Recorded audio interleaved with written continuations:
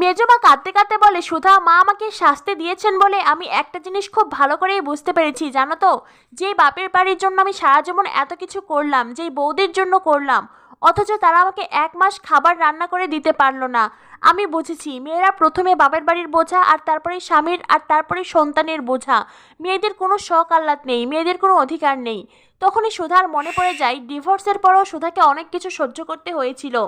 তখনই সুধা মেজমাকে বলে, মেজমা, সকলের কাছ থেকে তুমি তখনই সম্মান মর্যাদা পাবে যখন তুমি নিজেকে সম্মান করতে শিখবে। তেজের মা বলেন, তুমি একদম ঠিক বলেছো সুধা, আসলে আমরা মেয়েরা নিজেদের ইচ্ছেকে গলা টিপে খুন করি।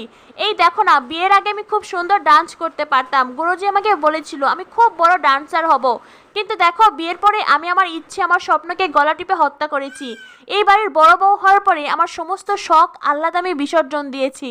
মেজমা বলেন, আর আমিও চেয়েছিলাম ইংরেজি শিখে তোমার মেচকার মনের মতন হব, কিন্তু সেটাও হয়নি।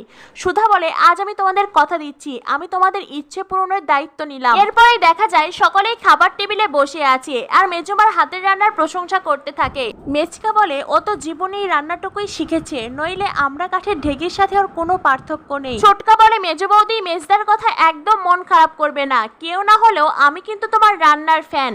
এদিকে মেজ কাকিমা তিনি খুব ভয় পেয়ে আছেন। মেজ কাকিমা তখন তেজের মাকে বলে, দিদিভাই আমার খুব ভয় করছে, এখন যদি বাড়িতে অশান্তি হয়।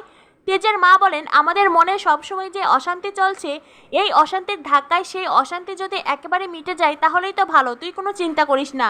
এরপরে দেখা যায় সকলে খাবার মুখে দিতেই দেখতে পায় খাবারের নুন ঝাল সবকিছু বেশি বেশি।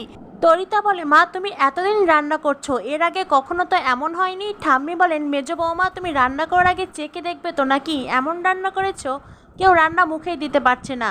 সুধা বলে, ঠাম্মি মেজমা কি করে রান্না চেকে দেখবে, মেজমা তো শাস্তি পেয়েছেন, উনি এই বাড়ির খাবার 1 মাস খেতে পারবেন না।